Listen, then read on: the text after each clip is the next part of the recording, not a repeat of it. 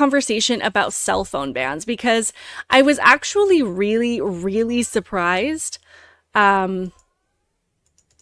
Sorry, I don't know if you guys can hear my cat meowing in the background. She just decided to sing us a little song, and she gets really, really loud. So this is something I actually wrote a piece on for the Patriot Post. If you are not subscribed to the Patriot Post, it is free. I do write a piece for them once a week, but it is something that a lot of people have different opinions on, and I thought it would be something that would be more unifying, which is why I titled this piece "A School Ban That We Can Agree On." But a lot of people had a lot of different opinions, and it was something that was actually going across a lot of different social media groups that I am a part of, a lot of school groups, a lot of moms, a lot of parents, even students chiming in about whether or not they agree with this ban. When we use the word ban, it's really not a ban. All of these schools have different policies. All of these schools have different ways of implementing it. Some are saying that they can keep their phone in their backpack, but it has to be turned off, powered down.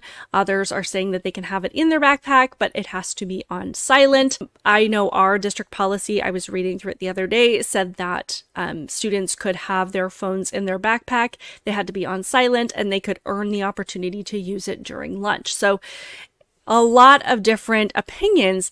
There was one high school student that posted in one of our neighborhood groups talking about how, of course, people of my age or anybody older don't understand that we have, this next generation is much more tech savvy, that they are much more reliant on technology, and that all we're trying to do is deny the modern era, to deny that technology is important. And, that is very much a high school perspective, a high schooler's perspective on the issue. And I understand their concern. I'm not dismissing it, but it always amuses me because I know that I thought this way when I was a teenager as well, that my parents didn't understand the world because they grew up 20, 30 years ago. They couldn't possibly understand the issues that I'm facing today. So this kind of mindset is not unique to this new generation. This is not a unique understanding of how your parents think versus how you think. We all think that we know everything when we're a teenager and that our parents couldn't possibly understand what we are going through. But of course we do, because as you get older, you realize, your lens and your view of the world expands. The world is not so small, and you start to understand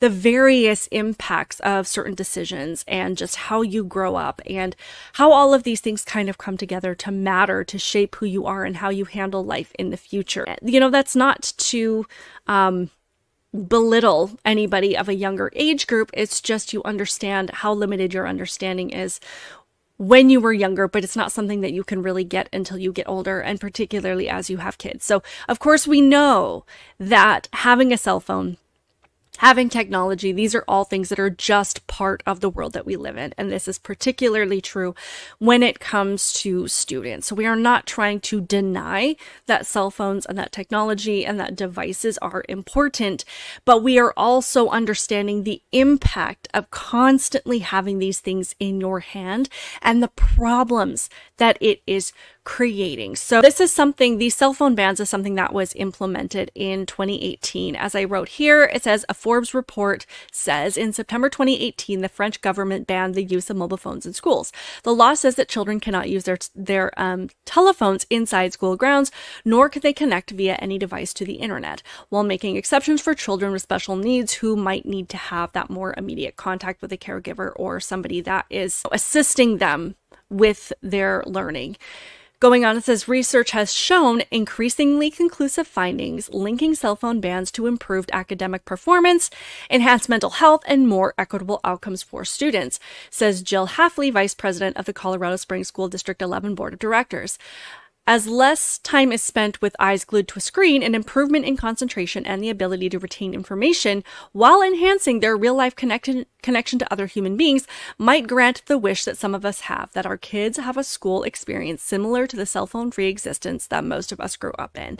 And I know that I have wished that for my kids and for their friends, to not have a cell phone free existence, but to maintain that real life human connection that is being lost because they are constantly looking down. They are constantly looking at their screen. And I think that we're seeing the real world mental health impact when they think that connection through a device is a substitute for human connection. And we're seeing the mental health crisis across the board for so many students and for so many young people. The depression rates are up, the anxiety rates are up. And I think it's because, in part at least, young kids aren't connecting with their peers on that human level like we used to. So that is kind of the positive side of it to me. Like we want to improve their concentration. We want to improve their ability to focus and to not rely on having that device constantly. That, and we have seen other instances where this could improve, where we're not having teachers constantly have to fight with students for their attention, to tell them to put their cell phone down, to keep them off social media and actually be present in the classroom with them.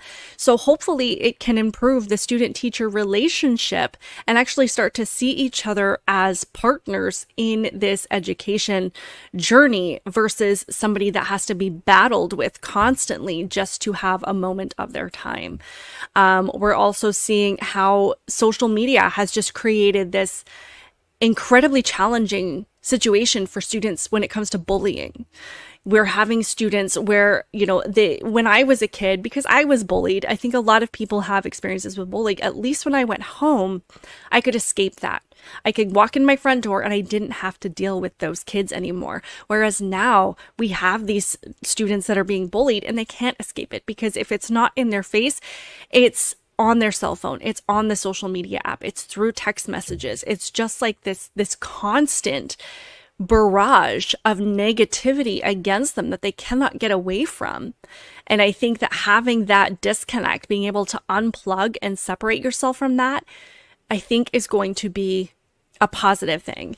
Of course, there are negative side effects to it as well. We have seen countless students record their teachers doing things that absolutely needed to be publicized, whether it be things that they are teaching in class, whether it be comments that they have made. Remember the cell phone recording of a teacher that was going off about Trump supporters and that their parents were idiots and that their parents didn't know anything, and that teacher was actually suspended. And we saw the other one that went viral a couple of years ago where a teacher was bragging about having their students pledge allegiance to the pride flag. So we're seeing all of this, and I do think that it is important to be able to do that. That California, Gavin Newsom, was in favor of this cell phone ban. So of course, to me, that is an indication that they want to keep more of the things that teachers are teaching private and not have these students be able to record them and show their parents or blast it on social media or expose teachers for the things that they are putting in classrooms and trying to keep secret, because we have seen this like massive increase in teachers trying to keep things secret from parents, trying to exclude parents from the conversation and from their homework assignments, and from the just depraved and degenerate ideas that they are trying to put in the classroom without parents knowing. So I get the other side of it, and I have that concern as well, which is why I do think that students should be able to access their phones and have them, close by in their pocket or in their backpack. And I have told my kids, I'm like, if there is ever anything going on in your classroom that you find questionable or that you think that your teacher is talking about something inappropriate, do your best to get it on video. Do your best to make note of it. Do your best to capture it in some way, because I do need to be aware of that. So I understand that concern 100%, and that is definitely something that has been brought to my attention. So there are a couple of sides to this issue that I definitely think need to be addressed. But as far as improving academic outcomes, I am on the side of limiting access to these phones in some way. This is somebody who was talking about this issue as well. And he was talking about how California has decided to hold off on implementing the cell phone restrictions until halfway through the semester. And he's talking about how, this is a good thing. Having these restrictions is a good thing, but how you implement it is really going to make the biggest difference. So I wanted to at least present a couple of different perspectives. I saw that Los Angeles Unified is going to be banning cell phones, but not until January 2025. And I thought, why wait until the school year is already underway? Expectations have already been established, routines are already put in place. Why wait till the middle of the year when it's going to be really, really difficult to stop students from using their cell phones. It is much, much easier to implement a change like that at the beginning of the school year. And I think I know why they did it. I think part of the missing piece for Los Angeles is simply that they don't have consequences in place. They don't have an existing enforcement mechanism really for any of their rules. And you can tell me if you're in LAUSD what the options are. But if we already have a system where kids don't have to follow the rules and there are no real consequences, like we don't have detention, we don't have in-school suspension. Do you have these things? Let me know. But kids have to know right out of the gate what the consequence is going to be if we're going to enforce a rule. And I have to give a lot of credit to our local schools. I mean, there are just lots of places that have never had a problem with this because the consequences have been clear and strict from day one, like in-school suspension or out-of-school suspension if you have your cell phone out. It seems harsh, but if you're clear on that and you follow through, you actually never have to give those consequences, or hardly ever, because it's predictable. What does not work is to say, well, we don't want the kids to experience the negative consequences of their consequences. We don't want them to go on their permanent record. We don't want them to miss learning. So maybe we'll just not have a consequence, or maybe we'll just not enforce the consequences, and we'll just hope that that does the job. Kids are way too smart for that. Kids are rational in ways that we often don't give them credit for, and they will realize if we don't mean what we say. So I'm glad we're banning cell phones, and I've got a Twitter roundup of all the places, France and British Columbia and Florida and Illinois and Virginia and Indiana. Like there are all these places, maybe not Illinois, there are all these places where cell phones are at least being talked about being banned from the classroom, and I think that's a really good thing. But we have to think through what are the consequences going to be, because kids will not do it. They will not listen. They will not keep their cell phones put away if there is no consequence. And I completely, I appreciate that perspective. That is definitely something to keep in mind. We have gotten so far away from consequences, which is why I think so many of, there have been so many situations in classrooms and in schools just getting completely out of hand, because you can't enforce a rule and expect kids to go along with it if there isn't a deterrent, if there isn't a reason for them to not do it. And I know that there are a lot of teachers that have openly complained about the fact that it's like, yeah, I can try to manage my classroom. I can try to enforce any number of rules, but I don't have the backing of administration, when I don't have a clear-cut consequence or repercussion in place, then these kids know that they don't actually have to listen, that they don't actually have to contribute to a positive learning environment, that they can essentially do whatever it is that they want to do, and nobody is going to hold them accountable. And this isn't going to go on their record, and this isn't going to have any kind of real world consequence for them. So I really appreciate him pointing that out, that those boundaries need to be very, very clear. And if they understand that this is the first step in the consequence, and it can lead down the road, if this continues to be a problem, to going on your permanent record and potentially affecting, future college admissions or whatever it is, that is something that they can hold on to and make the educated and informed choice for themselves. If I choose this action, then this is the consequence that I am accepting for that action. So I love that. This actually was something I saw this morning, and it helped me take action this morning for my own kids. So let's listen to what this gal has to say. And I spoke to a researcher for this story who I quote very briefly, Larry Rosen, who explained the significance of phones to kids, that they're not just these little boxes that have no meaning. Their entire worlds are kept within this device. So when you take it away, that's going to be really challenging, but also you have to find ways to infuse connection back into the school day. And that's what a lot of these schools did. If kids can't have their phones at lunch, how do we get them to connect with each other? How do we get them to interact? They're not just going to necessarily do it on their own. So can we provide board games to them?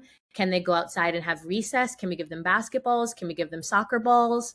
Can we give them chalk? What can we do to encourage them to engage in a lot of these pro-social behaviors that we want to encourage? And the phone prevents that to some extent, but for a lot of kids, it's a gateway that presents that opportunity to connect with each other. And I thought that this was such an important point that she made, because I know it's so easy to say, get off your phone, you need to find something else to do, and to make it, the kids' fault, or to shame them in some way. And I don't know if shame is the right word, but to have this negative association with them constantly being on their phone, when really these phones do mean a lot to kids, and it's more than just games. It's more than just this distraction. It really is their gateway to the world. It is their connection to their friends. It is their connection to their peers. They are so much more significantly important than they have ever been, probably, to any of us. But I love that she says, it's not just enough to say, don't be on your phone. You've got to have an alternative option. You've got to have something else to replace it with. So this morning, when I was talking to my two boys that are going into middle school, I have a 6th grader and an 8th grader, I sent them to school and I gave them both these little games. One of them is called Spot It. The other one is called Taco Cat Goat Cheese Pizza. If you have not played these games with your family, I highly recommend. They're super simple, super fun, but they're really easy. They're just like little containers. And I said, if you're sitting around with your friends at lunch, because we do live in Texas and it is really hot outside, so sometimes it's not easy to just go out and play basketball or do something else. If you're sitting at lunch with your friends today, say, I know we're kind of bored right now. Do you guys want to play a game for a few minutes? And they both just took the games and put them in their backpack, and they don't have to use them if they don't want them, but they have that as an option. And these games, like I said, are super, super simple. They're really, really fun for any age. My in-laws love to play it. My 8-year-old daughter loves to play them. They're so much fun. But I'm interested to see what happens. I didn't want them to make them feel silly. I didn't want them to make them to feel like they had to stand out or be embarrassed. But I'm like, you're going to have something in your hand to say, okay, well, we can't be on our phones right now. Do you guys want to play these little games? So I will provide an update to see if anything comes of that. But I agree. Again, we can't just say, don't be on your phone. The kids, it's not something that comes naturally like it did for the rest of us when we grew up in the 80s, 90s, and early 2000s, where it was just automatically understood. When we went to recess or to lunch, we would go eat with our friends, and then we'd go sit outside and talk, or we'd go play tetherball or whatever it is. That was just something that naturally, whereas now kids, their natural instinct is to go on their break and on their free time and get out their phone. So they actually have to be taught to do something else with their time. And that's not a negative thing. It's just something that we need to be mindful of.